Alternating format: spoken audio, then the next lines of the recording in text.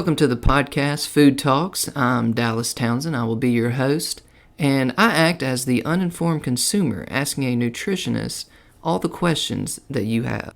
Hello, I'm Jordan Townsend. I'm our resident nutritionist here at Naturally You, and I'm here to inform the uninformed consumer, answering and helping to unpack some of your more difficult nutrition questions. All right, well, welcome back to the podcast. I'm Dallas Townsend, as most of you know, and the other voice that sounds just like me is Jordan Townsend, my brother. Welcome, everybody. Today, we are going to be talking about water, H2O to be specifically. We're going to go into a lot of different aspects because, everyone knows what water is, but there's probably a lot of things you don't know about water. So we're going to give it to Jordan to see what we don't know. Yeah, my thing is, obviously, we all probably have heard the old tale of we're 70% water, right? Oh, yeah, for sure. Now, a lot of that is, as I was telling you too, if you just look at the basic cell structure, it's honestly a bunch of empty space and a few little tiny machines running around that cell managing it. I just thought, isn't the Earth 70% water? Kind of freaky, right? That's kind of scary. Yeah. There's some cosmic, there's something golden ratio stuff there too. Now, the biggest part of that is why I mentioned that is we're 70% water because water just basically makes up the middle ground a lot of times. Like I said, especially for cells, it actually just provides that basically something for those little machines to move around in. Because again, we take for granted that we can just stand up and walk. It's kind of like their air quotes atmosphere. Or yeah, or really think more like their ocean, right? It gives them something to actually buoyantly maintain their direction and what they want to do. Gotcha. Because we're talking, inside of a cell here, right? So tiny, beyond small. So the next thing too is obviously we know we need to be drinking water. This is what I emphasize to people too. Is obviously you need to be drinking water, not really because of any reason other than water is your neutral. So when you drink water, that doesn't your liver doesn't have anything that it needs to filter out. Perfect example would be Coca-Cola, right? It comes with sugar, comes with citric acid, comes with caramel color, comes with all these flavorings. That's all something your liver has to actually basically work through and decide what do we keep, what do we flush out, how do we metabolize these things. Water does none of that. Water also comes with no calories, so there's no insulin response from water. More importantly, water actually helps facilitate your kidneys to do more filtering. It's a big issue that a lot of people have, especially elderly patients. As they get older, we drink less water. Well, that just made the body's jobs and processes more difficult. So it's not that you really have a bad kidney. Your kidney physically can't even move things through like it would want to. So water comes with no negatives, is what I'm hearing. It's basically free medicine. Pretty much any food you eat, there's always a slight downside. But well, yeah, exactly. Well, not even some foods, obviously, not like celery and lettuce and stuff too, but those can even have certain properties that can be stressful. So no, water, depending on your definition of medicine, but water basically is the thing that makes your whole body go. I always tell people, think of it as the lubricant for the joints. Think of it as the chemical facilitator. And that's what we were going to kind of talk about a little bit too. If y'all go back to that 9th grade biology class, do y'all remember they used to call it the Krebs cycle? It's actually, if you look it up now, weirdly like I did, it's called the citric acid cycle. Yeah, they had to push Krebs out. He's probably racist or something. Who knows? Right, just the random scientists who found it. They go, all right, guys, well, he ain't getting that much credit for this. He's out of here. So the reason I mentioned that is if you really look at it, it's like a non-step circle, basically, where your body comes in and basically performs chemistry, for lack of a better word, to create energy for that cell. So you get things like, if y'all remember ATP, that's the thing the cells actually use specifically for energy. So that's what I always tell people is crazy, is you got to think, you start with a hamburger, right? Well, that's why you chew it, and that's why your stomach acid breaks it down more, and that's why your villi absorb it, then your liver metabolizes it, then you get glucose. Well, guys, glucose is about the size of a cell if you looked at that molecule up against it. So then you got to break glucose down even further once it's inside the cell, and that's when you get this Krebs cycle. The weird thing about the Krebs cycle, not even the weird thing, the most interesting thing, is all of these different reactions that are happening are actually called dehydration reaction and hydration reactions. Now, y'all know I don't like to get too scientific on these podcasts.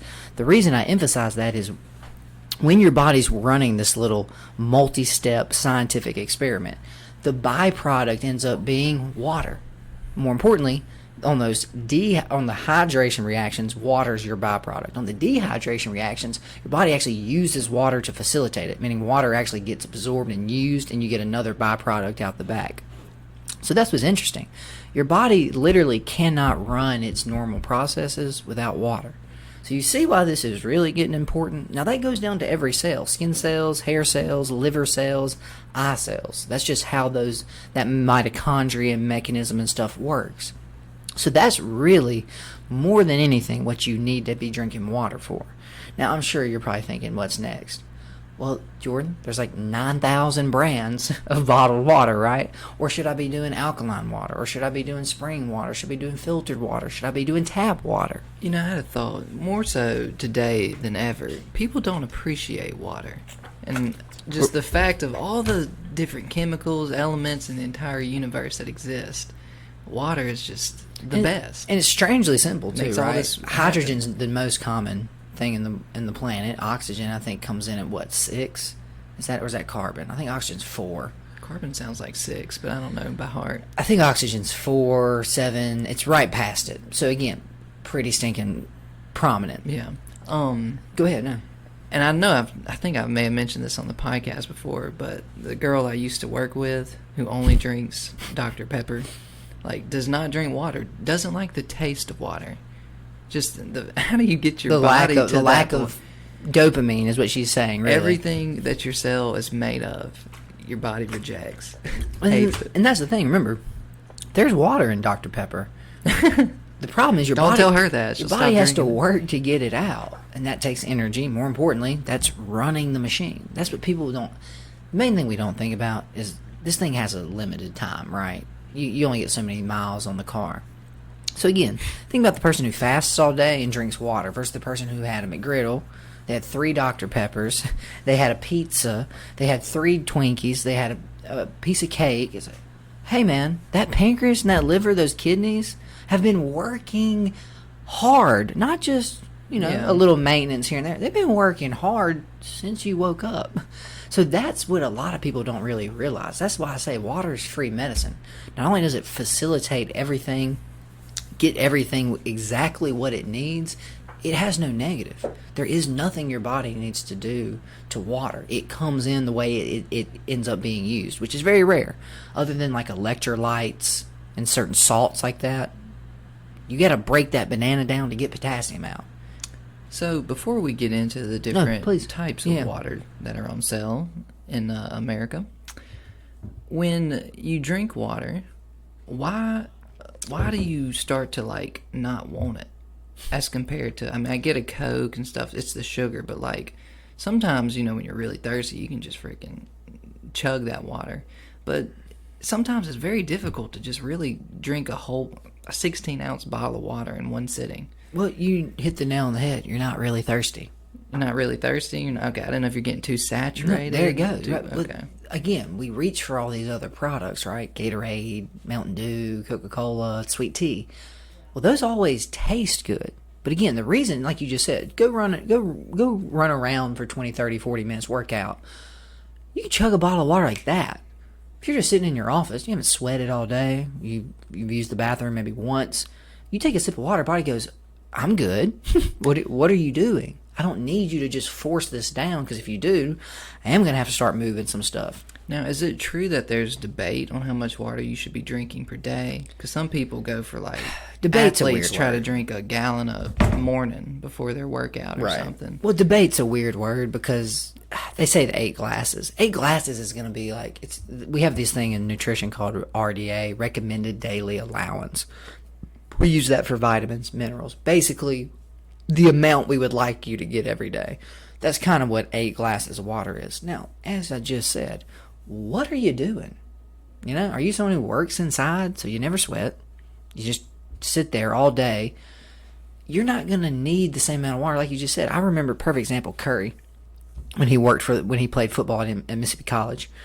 They gave them, like, each one of them at the beginning of the season, they gave them a big gallon thing with their name on it or their initials, and they had to every day they had to fill that one up and drink it because they would have practice at 3 in the afternoon every single day, and they had morning workouts.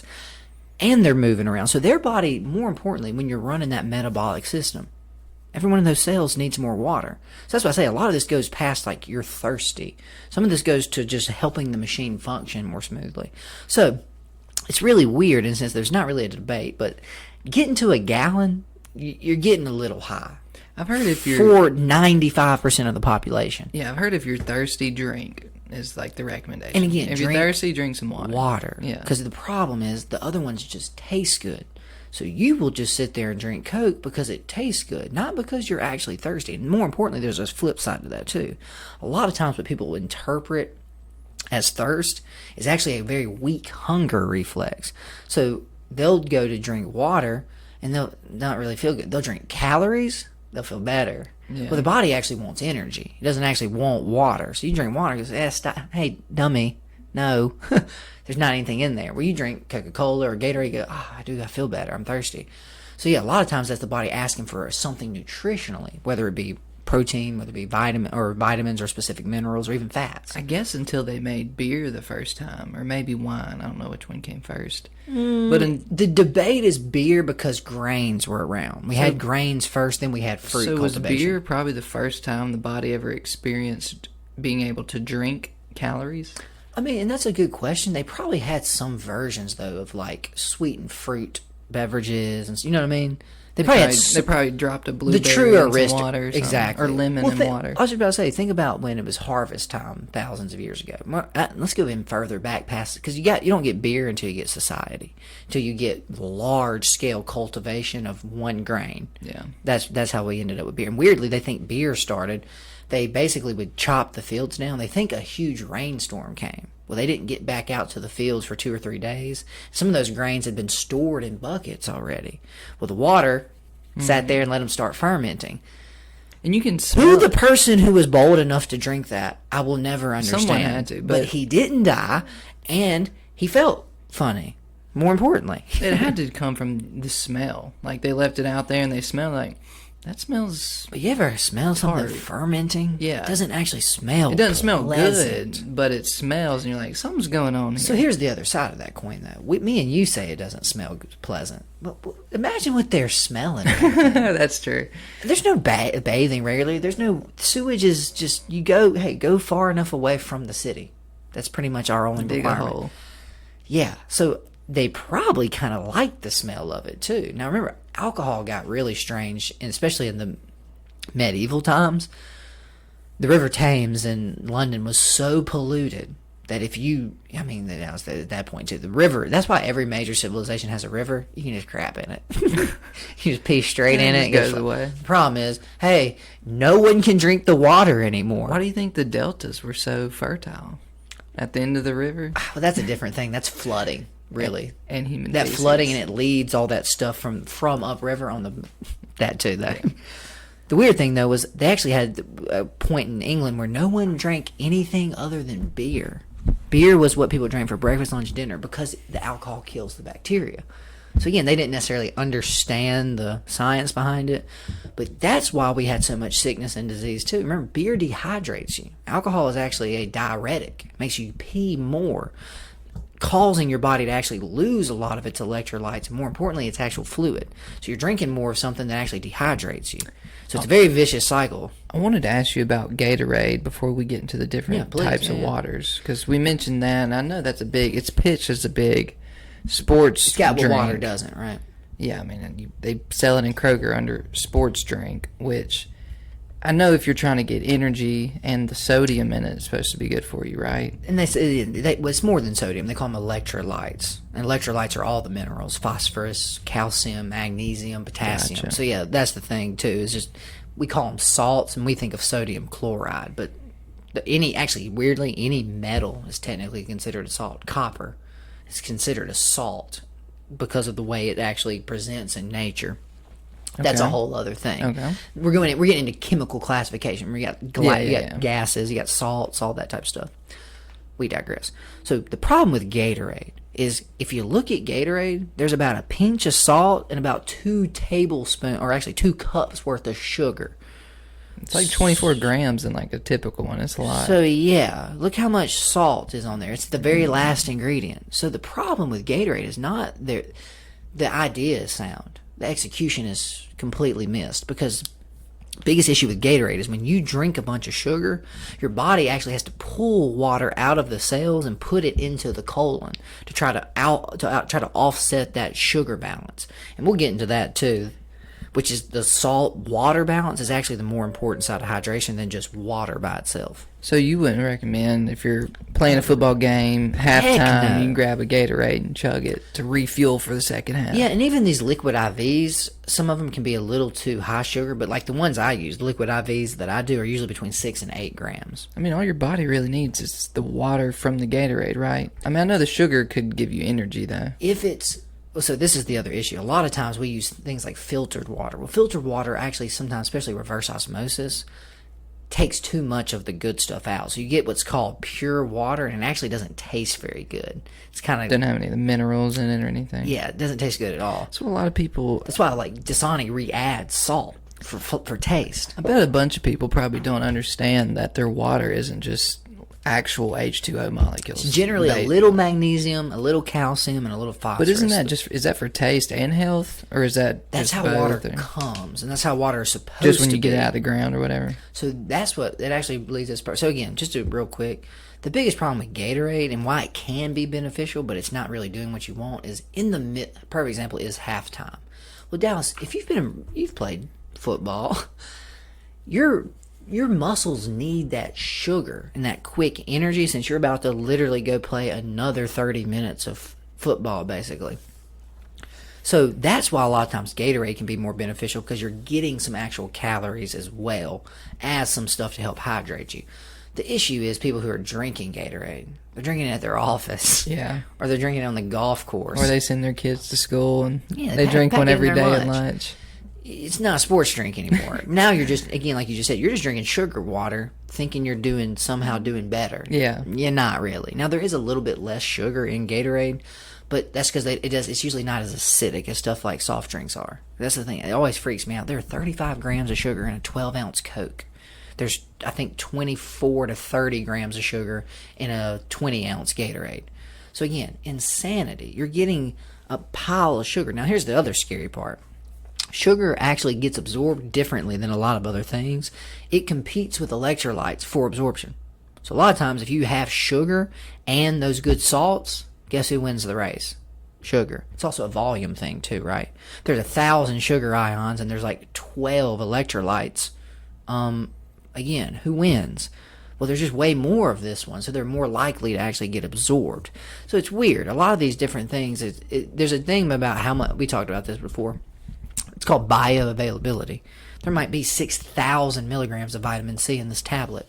Well, your body can only actually absorb about 500 of that, because you need other precursors, you need other foods there. More importantly, did you eat something that blocks vitamin C absorption? Oh, well, my doctor never mentioned that, Jordan. Yeah, he's not, because he doesn't even understand that, because that's not what med school's about. So it's just weird how much of the story we don't get told, right? You've seen, me and you watched Idiocracy recently. Remember Brondo? It's what plants need. Mm-hmm. They're spraying sugar water on the plants and they're dying because the advertising was so ingrained in them that it's got what people need when it's got what plants need. So just give it to the plants. Well, they're killing all their crops because they're spraying salt water and sugar water on plants. It's crazy. A lot of what we think really is just been programming. You watch enough commercials over time, you hear the same stuff repeated enough. I guess that's true, man. I guess I gotta wear 2 masks outside. Dr. Fauci, Even masks when you're don't vaccinated. work. March 2020, March 2021. You have to wear 2 masks outside. Even if you're vaccinated. You want me to? They just restricted that, though. You have the freedom now to take the mask off if you've been vaccinated. Oh, so. But if you're indoors, still wear it. Got you. You got a posture. You got to make sure they. Anyway, let's transition into Water types. water types. So let's just go from bad to best, I guess is the best way to put that. Okay. Worst ones you can possibly do. Now, there's actually a cool little YouTube video you can look up on this where they actually check the pH of these. Because we'll get into alkaline. Yeah, I think I've seen that. A lot of times these waters do end up being more acidic. The worst possible ones Dasani and Aquafina. Those are just what we call reverse osmosis water. So they take tap water, basically, they run it through a filter, they put it in a plastic bottle, they sell it back to you. The problem with that is reverse osmosis, if you look at how tiny H2O is, remember, magnesium, chloride, all these different ions are enormous. I always tell you, that's why I refer back to the periodic table a lot. That number actually means something. So H2O is this little bitty molecule. Chloride is a 17. Magnesium is like a 26. So it's generally about twice the size of those as H2O would be. So the problem is these filters are so tiny. The only thing that can pass through them are those water molecules. The problem, when you get water in nature, it does not come as pure water. Are you crazy? And it's never pure water. More importantly, generally your best source, spring water. Water that comes straight up out of a well or aquifer, straight into the bottle. No purifying, you don't have to. It comes out clean. So the thing is, those still, when it travels through the groundwater, that's where these minerals come from. It pulls small amounts and dissolves. More importantly, because remember, that's what makes water so amazing, is it's actually the universal solvent. It's one of the few things that most of the things you drop in it will eventually dissolve. It's because water is so aggressive. It has a very high polarity. That's why you can do that little trick where if you drop enough water droplets into a full glass, it will actually create that rim that physically goes above the glass. That's how tightly they squeeze to each other. So the problem, you drop a big chunk of salt in water. Well, eventually those little molecules will try to find their ways in between those cracks, spreading it out. That's why, by the way, guys, the only reason life exists, water. And because of these really specific, because this is what's strange. You would think, okay, well, you know, if you go to a different planet and they don't have water, they have methane in their atmosphere. Methane has none of these properties. It does not work like that. So that's what's weird is this very strange thing. When you get two hydrogens and glue them to an oxygen, crazy stuff starts to happen. More importantly, with water, water is one of the only few things that when it's solid, it is actually lighter than when it's liquid. So, because that's why ice floats. So that's the opposite, right? Normally, you heat something up, it gets more malleable, it gets more spread out, it gets less controlled. Water is the opposite. So that also helps play some into this whole thing too. Now, you get into condensation too, how pretty much on a planet, you can experience all three phases. That's super rare, right? When's the last time you saw liquid iron? It flew out of a volcano. It landed and it turned into a giant chunk of iron. So, and that's the thing. If you look, iron's not really that much further down than oxygen. It's like, I want to say it's in like the teens, maybe the 20s. But any of these, when's the last time you saw calcium? And that's a really light one. No, so exactly. That's why I say water really is just an absolute outlier, especially as far as chemicals go and the way this whole things react with them. So let's get back. The biggest problem too, like I said, stay away from the Dasanis, the Aquafinas, all these just cheap, what we call filtered water. You want to go with a bottle, what we call a spring or natural water, because they're running directly through these aquifers and groundwater, they have magnesium in them already. Now you'll read on the back, it says it on Dasani is why I mentioned that. I think it says salt added for taste, and you look back there, it's got sodium chloride, it's got a little magnesium and all that. So the thing is, that's fine, but you want to try to keep the water as close to the way you would have drank it thousands of years ago as you can. Now, even within spring water, there's a bunch of different types.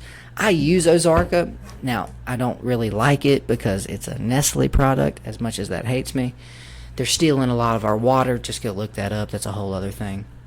But it's the cheapest and most available to me. Now, there is a place called, I always forget the name of this one, but they're in Arkansas, and they're in the Ozarks, and they come in these fancy little glass bottles. They say that's the best water you can drink. Now, the problem, what do you think the problem is? I don't know. It's $4 a bottle. Ooh. So I get 23 ounce bottles of Ozarka for $5.60. So you see where they get you. You know, there's a ground spring in Louisville I went to one time where water just drips out of a pipe they shoved way up into the ground, and people just come by with those huge, like 25-gallon jugs and just fill it up. Free water. Well, it is free. Yeah, it's just a hole in the ground. No one's policing it or anything. And that's kind of the problem. Is don't tell Nestle though. Let me say that's great until you get on corporate levels of it. Yeah. Because they're supposed to take like 2 million gallons a year from California. They're taking something like 200. So the problem is, does it rain a lot in California, Dallas? So that aquifer underground is not being refilled. So that's why it was kind of funny. I thought you said earlier is people don't really think about water. We're kind of even annoyed by water, like you said. The problem is water is about to be real important in the next 50 to 100 years. And I'm not talking like, oh, it's going to be on the same level as like oil. It's going to be more important. The problem is eventually it's going to be, do I drive my car or do I drink water today? Because that's the one that's way, way, way, way, way harder. And like you said too, especially we have 70% water on the planet. It's all salt. Yeah. And we can't actually drink it. Now, desalination's not very viable. We just recently found a company that's trying to. They've basically cut the energy cost by 70%. I think it was 60%, which is crazy. Imagine if that doubled in the next 2 to 3 years. Okay, now you're getting to something kind of viable, but there's our problem again. You got to create energy. Yeah. So where's this energy coming from? But the good thing about a capitalistic society is you run into the problem where you are running out of fresh water. More and more resources are going to be put into desalination technology. And hopefully that's enough to... By default, Dallas. Yeah, not because we want to, but when there's aquifers in California and there, the biggest one is places like Phoenix. If you're living in Phoenix, Arizona, get out. Unless you're 70, 75, 65, that is a city that's a fake city, Dallas. Las Vegas. That's a fake city. Like, what are you talking about? There's air conditioner and unlimited showers and waters. Guys, y'all are sitting on an aquifer that has not been refilled in 100 or 200 years. How are they getting water? You dig deep enough. But the problem so when is, it runs out, it's kind of screwed? Yeah. Where does it rain in Arizona? Like, that's what I'm saying. On some level, with that, there's 1.6 million people drawing water out of the desert. Okay, that's nice, and you can do that for a little while, but eventually, same with LA. Guys, this is not where people would actually live if they had to, based on where they're at. It rains all the time in Mississippi. This is just a little quick aside. If you were talking to a Flat Earth, TikTok, Looney Tune, they would tell you, well, there's a firmament. Space isn't real, so there's water up there if we ever actually need it. So that instead of drilling down, maybe we just drill up. All right, man, we'll give you your own country, and you can bank on that. Yeah, right. Because the real reason you need to know water is becoming more valuable and, more importantly, about to be a commodity, essentially, is there's now a stock ETF tracker for water. So, guys, they see the money coming. They wouldn't have made it if they didn't expect also, it if to anyone's go up. watched The Big Short, that's what that guy talks about. The guy who knew that the housing collapse was coming and literally was losing millions of his clients' dollars betting against it, waiting, ended up being correct. The only stocks he trades now, water. He does not deal with any other commodity. He said that's where the future is. So I don't even care about Apple or Tesla. So that's even scarier. When the guy who saw the housing collapse coming, and I think it was about 05, 06, that he really figured out, like, oh, they're lying about these numbers. Maybe he's wrong this time. Again, they interviewed. That's what it says at the end of the movie. It says he only looks at water. I still need to watch it. You haven't seen The Big Short? Just No, very I've well heard of done it. because of it.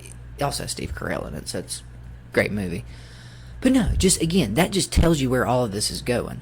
So again, my biggest thing too, and the last one I want to talk about, is alkaline water. Because alkaline water is this new whole trendy thing. Yeah, that's what I wanted to ask you about mainly. I want to hit you with some data here. Now, this data is a little old. Oh, this water's a little more alkaline.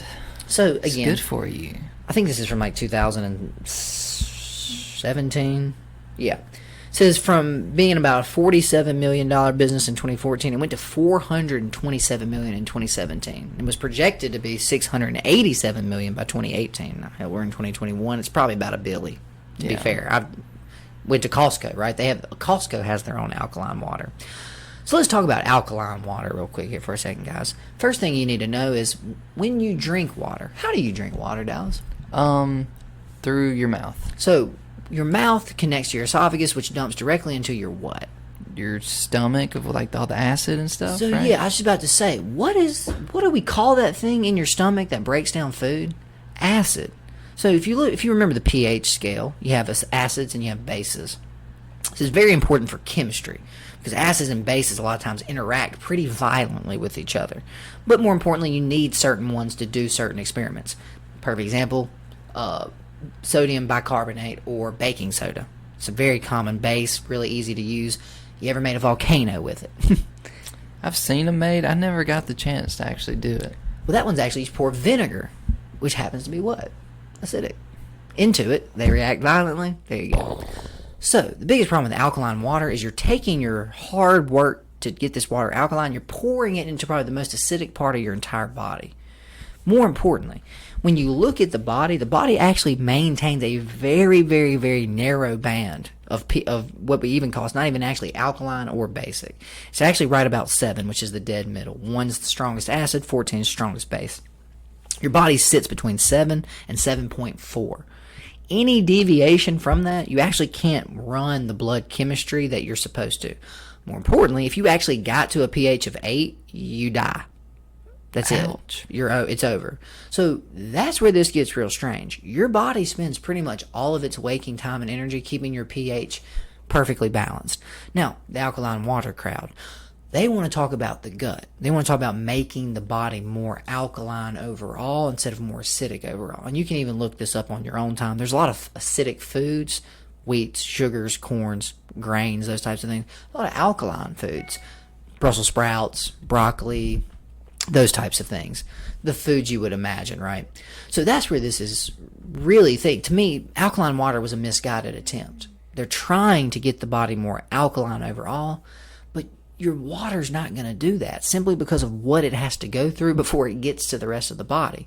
So, again, that was the other thing too. Gwyneth Paltrow and her goop, she would start her morning with alkaline water and put lemon juice in it. Well, guys, lemon is actually a strong acid relative. It's not stomach acid strong, but test the pH of your lemon water and see what it looks like. Then imagine pouring a stronger acid into that. It just doesn't work like that, guys. A lot of the goop stuff just doesn't work like that. It just Yeah, doesn't make sense. It's just, again, it's trendy stuff that, again, if you get your brain...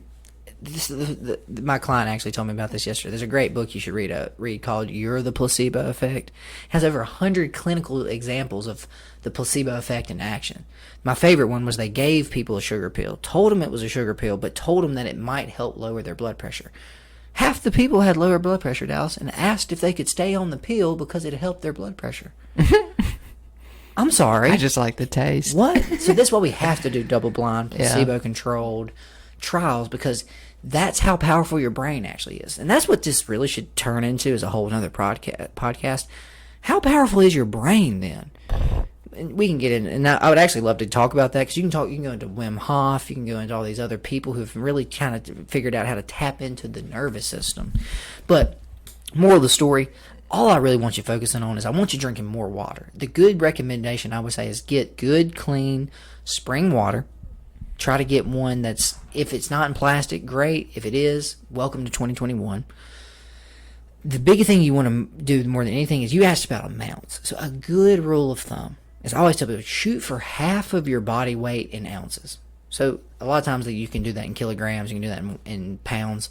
Do it in pounds. So I'm about 140. I'm shooting for 70. So these are 23 per. So I'm shooting about 3 to 4 bottles a day. 70 ounces a day?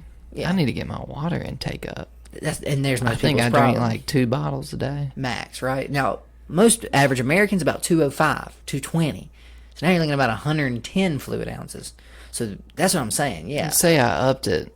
I mean, am I going to feel better? Or Well, the biggest thing you'll start to notice is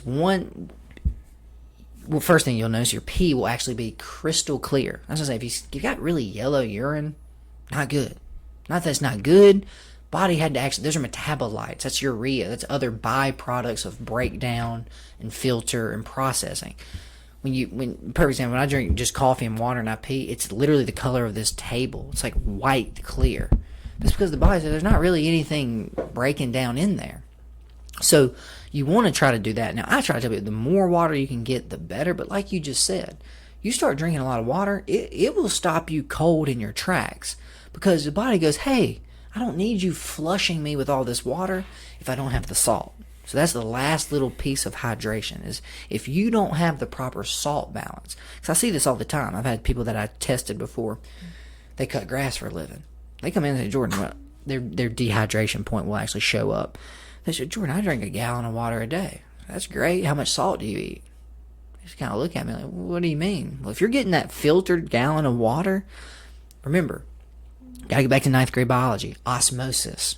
The way that water moves in and out of cells is by diffusion, meaning if there's higher salt balance on one side, the water moves in to create equal balance. There's higher salt balance on the other side, water moves out of the cells to get in. So that's what we actually refer to when we talk about water weight. You drink a bunch of water and you don't have the minerals to actually balance it, it can't get into the cells like it's supposed to. So you just pee it out. Not only do you just pee it out, you won't feel good. That's when you actually will be stuck. You get that edema or that swelling around the thing. Body says, hey, we got more water, but we don't have any way to actually use it properly. And we know now that too much water is bad for you, because that girl who died on some kind of water drinking contest. So no, not that too much water is bad for you. Not peeing and drinking too much water. Yeah. Hold your wee for a wee. Okay. That's how long ago that was. But yeah, no, exactly. What happens is the kidneys will start to shut down. They go, hey man, we got to get this stuff out of here. We're drowning. Physically, we're about to burst. And a lot of times your kidneys can even rupture if you don't go. Who okayed that competition? They didn't talk to a doctor. This is America. They didn't. Well, okay. Well, I think that answers most of my questions about water. And again, hope this was helpful. Like I said, make sure you got good minerals. And more importantly, just, again, a lot of times you can just take a supplement. I was really just trying to figure out if I was getting scammed with this whole alkaline water. You're getting scammed. It's not worth it. It's really not. It's not making any level of a difference that to justify the increase in price. I bet you can find 1,000 people who are swear by it. Right. Oh, it's changed my whole life. Find 1,000 flat earthers, Dallas. That's very true. All right. Well, next time. Oh, yeah, before we go, I just wanted to...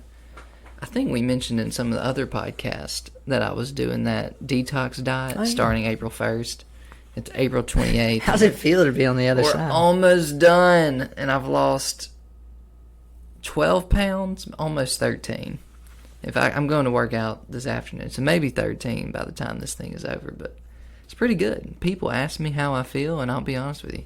I can't tell a difference. I don't know. You don't necessarily feel I don't know better. what I'm looking for, you know? I think I it's don't just know a lot what of it. feel I'm trying to go for, but Again, being gluten-free, we talk about it.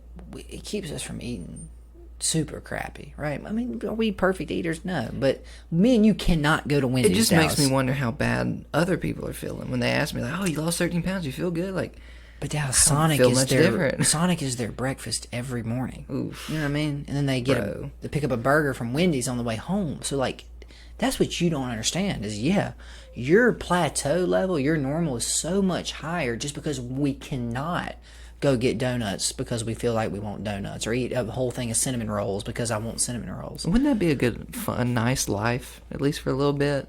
Oh no, it's great You could until the just- diabetes catches up to you and they start cutting off toes Yeah. and your joints hurt all the time. You can't sleep. And you got to sleep apnea. That's what I'm saying. But Is just when you're going through all that pain and trouble, just remember those good donuts you ate for 6 years in a row every morning. right, and It was worth it. That's all I would say for you is weirdly, thankfully, strangely enough, is us being gluten-free as early as we were. It just cut out a lot of the bad habits. We had to relearn food. You know what I mean? Me and you had to figure out, sometimes I'm going to have to be hungry. Okay. Bro, you know what I ate for lunch today? Green beans and a kale salad. Light. Yeah. Light. Your body has no issue with that, though, Dallas. There's nothing your liver's upset with. You know, that's the real difference. So, again, probably weren't eating a bunch of... That's the thing. Is, I mean, I know you've had pizza before, but when was the last time you had pizza for lunch that you can really think of before the diet? College. Yeah, right. So that's what I'm saying. You just don't put those types of things in regularly. And that's what people don't understand. Taking medications, using drugs, antibiotics, and all that stuff is fine. The problem is when you take antibiotics 7, 8, 9 times a year, and you're on Klonopin every day, and you're on a Xanax, and you're on a decongestant, and you eat pizza every day, and you drink 6 Dr. Peppers. Hello? That's what I think me and you have kind of, not that we discount it, we just don't think about it, because I don't have all that extra, I call them the ands, right?